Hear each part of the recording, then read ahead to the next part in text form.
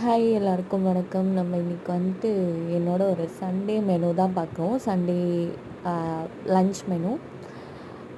இதை செய்கிறதுக்கு நம்ம ஹோட்டலில் வாங்குறத விட காஸ்ட் கண்டிப்பாக அதிகமாக தான் ஆகும்.